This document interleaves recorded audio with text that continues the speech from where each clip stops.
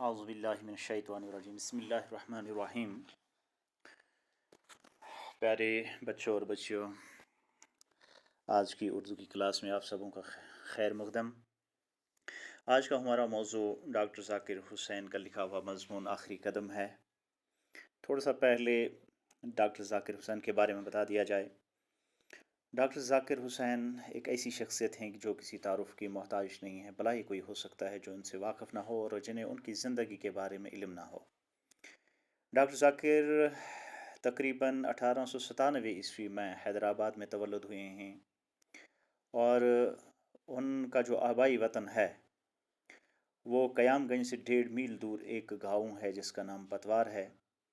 पतवार असल में बस्ती थी पुराने ज़माने में पठानों की, और इनके वालिद जो हैं ये भी इसी पठान ख़ानदान से ताल्लुक़ रखते थे। यानी नस्लन अगर हम कहें तो डॉक्टर ज़ाकिर हुसैन जो है ये नस्लन पठान हैं।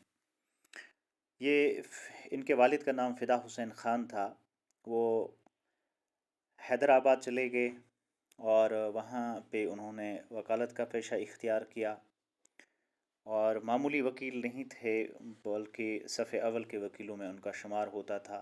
काफ़ी ज़हीन थे, लेकिन उनका इंतकाल जवानी में हुआ। ज़िंदगी ने वफ़ा न की। महज 39 बरस की उम्र में वो इस दुनिया से चले गए। फिर कॉम्प्लिकेसी बढ़ी उनकी अहलिया के लिए। उनकी अहलिया हैदराबाद से फिर वापस चली गई अपने आबाई वतन, यानी उसी गांव में पतवार में। फिर अपने मायके में वो रहने लगी। फिर वहाँ पे डॉक्टर ज़ाकिर हुसैन का उन्होंने एडमिशन कराया।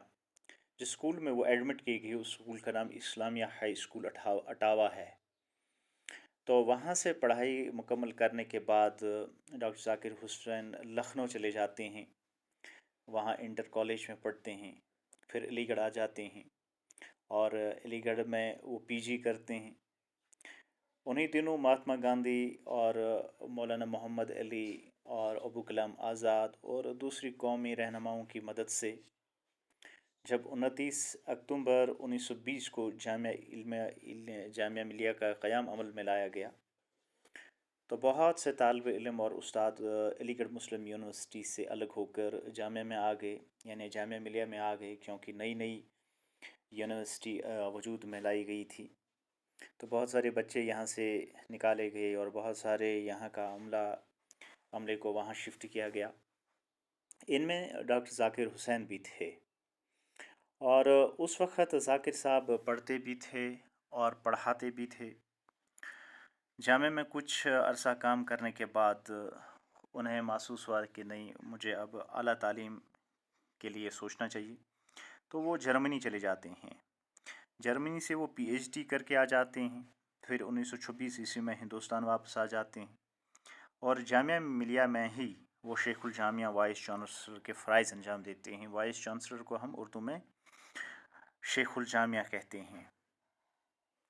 1948 ईस्वी तक वो जामिया मिलिया में काम करते रहते हैं और उसी ज़माने में एक प्रॉब्लम हो जाता है। अलीगढ़ मुस्लिम यूनिवर्सिटी को एक बहुत बड़ा बहरान होता है।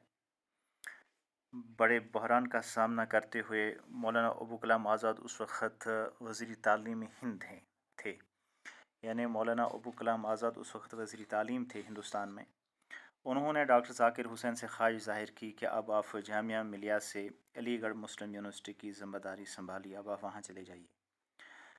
बहुत सारे लोगों को झिझक महसूस हो रही थी।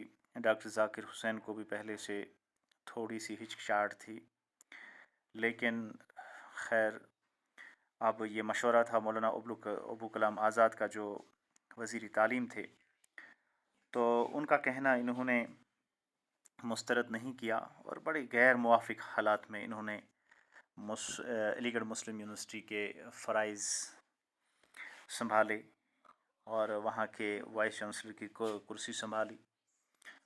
फिर बड़े शानदार तरीके से उस ओहदे को निभाया। लेकिन अचानक इनकी सेहत फिर ख़राब होती है डॉक्टर ज़ाकिर हुसैन की। फिर ये स्विट्ज़रलैंड चले जाते हैं। ये करीबन 1955 ईस्वी में स्विट्ज़रलैंड चले जाते हैं। यहाँ मुस्तफ़ी होते हैं, इस्तीफ़ा दे देते हैं। اس وائس چانسلر کی کرسی سے، اور سوئٹزرلینڈ یہ علاج و معالجے کے لیے چلے جاتے ہیں، لیکن اللہ کا کرم ہوتا ہے وہاں یہ بالکل ان کی صحت بازیافت ہوتی ہے، ٹھیک ہوتی ہے۔ تو وہاں سے جب یہ واپس چلے آئے تو پنڈت جواہر لال نہرو نے اصرار کیا، اور انہی کے اصرار پر انہوں نے بہار کی گورنری سنبھال لی، یعنی پنڈت جواہر لال نہرو نے انہیں بہار کا گورنر بنایا۔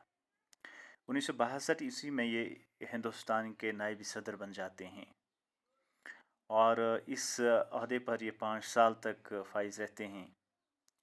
اس کرسی پہ براجمان رہنے کے بعد یہ 3 مئی 1900 نہیں، اس کے بعد جو ہی یہ نائب صدر بن جاتے ہیں تو لوگوں میں بڑے مشہور و معروف ہو جاتے ہیں، ہر دل عزیز ہو جاتے ہیں، اور پھر 1967 میں 1967 یا 67 میں یہ ہندوستان کے ایک ممتاز عہدے پر، یعنی صدر جمہوریہ ہند، یہ ہندوستان کے صدر بن جاتے ہیں۔ پھر 3 مئی 1969 میں یہ اپنے مال کے حقیقی سے جا ملتے ہیں، اور پورے ہندوستان میں ان کا سوگ منایا جاتا ہے۔ ڈاکٹر ذاکر صاحب کو ہم دیکھتے ہیں، ان کی شخصیت بے شمار پہلو رکھتی ہے۔ یہ ماہر تعلیم بھی ہیں، یہ ماہر معاشات بھی ہیں، یہ ایک کامیاب انشا پرداز بھی ہیں، یہ ایک پولیٹیشین بھی ہیں، اور انہوں نے ادب سے غیر معمولی دلچسپی لے لی، خصوصاً بچوں کے ادب سے انہوں نے بڑی دلچسپی لے لی۔ یہ خود بھی لکھتے تھے بچوں کے لیے، باقی لوگوں سے بھی ان کا اصرار رہتا تھا، باقی لوگوں کو بھی یہ بچوں کے لیے لکھنے کے لیے کہتے تھے۔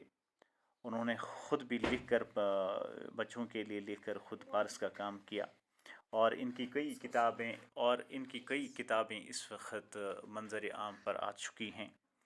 تو ان کا لکھا ہوا مضمون جو، تو میں عرض کر رہا تھا، اب ڈاکٹر ذاکر حسین نے جو ہماری کتاب میں مضمون جو دیا گیا ہے، یہ ڈاکٹر ذاکر حسین کا لکھا ہوا ہے، اس کا نام ہے آخری قدم۔ آخری قدم کیا ہے؟ آخری قدم میں ڈاکٹر ذاکر حسین صاحب ایک بندے کو پیش کرتے ہیں جس کے پاس بہت زیادہ دولت ہوتی ہے، اور وہ خدا کی اس دی ہوئی دولت کو اپنی نہیں سمجھتا ہے بلکہ خدا کی دی ہوئی امانت سمجھتا ہے، اور اس سے دوسرے لوگوں، محتاجوں، غریبوں، فقراء، یتامہ اور حاجت مندوں پہ خرچ کرنا فرض عین سمجھتا ہے، اور یہ سوچتا ہے کہ اللہ تعالیٰ نے مجھے دی ہوئی ہے، یہ اللہ تعالیٰ کی دی ہوئی امانت ہے، اور مجھے خدا کے ہی بندوں پہ اس پہ خرچ کرنا چاہیے تاکہ مجھے کل پکڑنا ہو تو۔ لیکن اس کی دولت سے اس کے جو ہم اثر لوگ تھے کافی جلتے تھے، وہ اس سے رنگ رلیوں اور فلموں وغیرہ، ناچ گانے، گیتوں میں گھسیٹنا چاہتے تھے، لیکن یہ کسی طرح سے راضی نہیں ہوتا تھا۔ یہ کبھی براہ راست انہیں جواب دے دیتا تھا، نہیں میں نہیں آ جاؤں گا، اور کبھی کبھی کوئی ہیلا بہانہ کر کے ٹال دیتا تھا، لیکن وہ لوگ محسوس کرتے تھے کہ یہ جان بوجھ کر پیسہ نہیں خرچ کرتا تھا، اور پھر وہ اس کو بڑا کنجوس اور مخچوس کہا کرتے تھے، اور لوگوں میں بھی یہ مشہور و معروف ہوا، بڑا کنجوس اور مخچوس۔ لیکن یہ اپنی دولت کو، یعنی خدا کی دی ہوئی دولت کو جن لوگوں پر خرچ کرتا تھا اس کا باضابطہ ایک حساب رکھتا تھا۔ اس نے ایک کتاب رکھی تھی اس کے لیے، ایک ڈائری مینٹین کی تھی، یعنی کہ جس کو آج پیسہ دیا اس نے اس پیسے کا کیا کیا، اور پھر جب وقت آیا، جب اس نے ہوش سنبھالا، جب اس کی معاشات بحال ہوئی، پھر اس نے دین کے لیے کیا کیا، لوگوں کے لیے کیا کیا، اس پیسے کا کیا فائدہ ملا۔ تو قرآن پاک کی ایک آیت کریمہ ہے، وَمِمَّا رَزَقْنَاهُمْ يُنْفِقُونَ، یعنی اللہ تعالیٰ جن لوگوں کو رزق دے دیتا ہے پھر وہ اس روزی میں سے اللہ تعالیٰ کی راہ میں خرچ کرتے ہیں۔ تو اس مفسرین یہ بھی کہتے ہیں کہ اگر آپ کے پاس مسافر آ جاتا ہے، آپ اس کو 1-2 روپیہ، 10 روپیہ، 50 روپیہ، 100 روپیہ دیتے ہیں تو اس سے اس کا لالچ پڑتا ہے۔ ایک بار نبی پاک صلی اللہ علیہ وسلم کے پاس ایک سائل آیا بھیک مانگنے کے لیے، نبی پاک صلی اللہ علیہ وسلم نے دیکھا کہ اس کی صحت اچھی ہے، تو نبی پاک صلی اللہ علیہ وسلم نے ایک کلہاڑی لائی اور اس کا گشتہ لگایا، یعنی اس کو ہینڈل لگا کے اس کو جنگل بھیج دیا، کہا جاؤ لکڑیاں لاؤ اور اسے بیچو۔ تو کچھ دنوں بعد وہ سائل آیا، اس نے کہا آج میری معیشت بحال ہوئی ہے، یہاں ہمیں سبق ملتا ہے کہ اور مفسرین لکھتے بھی ہیں وَمِمَّا رَزَقْنَاهُمْ يُنْفِقُونَ آیت کریمہ کی تفسیر میں کہ اگر آپ کے پاس پیسہ ہے تو آپ ایسا ادارہ کھولیے، ایسی فیکٹری کھولیے، ایسے کاروبار کھولیے جس میں آپ اور لوگوں کو بھی روزگار دے سکتے ہیں، تاکہ ان کا گھر بھی آپ کے پیسے سے چلے۔ پیسے کو کماتا ہے، آپ کے گھر میں بھی مزید پیسہ آ جائے گا اور باقی گھر بھی چلیں، یعنی باقی لوگوں کو ملازمت دے دیجیے۔ تو اس کا موٹیو یہی تھا کہ میں آج اس کو پیسہ دے رہا ہوں، اس پیسے کا صحیح استعمال اگر اس نے کیا ہوگا تو آج کیفیت کیا ہے۔ تو آگے اس کتاب میں کچھ کھانے دیے گئے تھے، آخری والا کھانا ریمارکس کا دیا ہوا تھا، کیفیت کا دیا ہوا تھا۔ وہ کیفیت کے کھانے میں لکھتے تھے کہ آج اس نے دین کے لیے کیا کیا یا لوگوں کے لیے کیا کیا۔ انشاءاللہ اس سے آگے ہم کل پڑھیں گے۔ تھینک یو، السلام علیکم ورحمۃ اللہ وبرکاتہ۔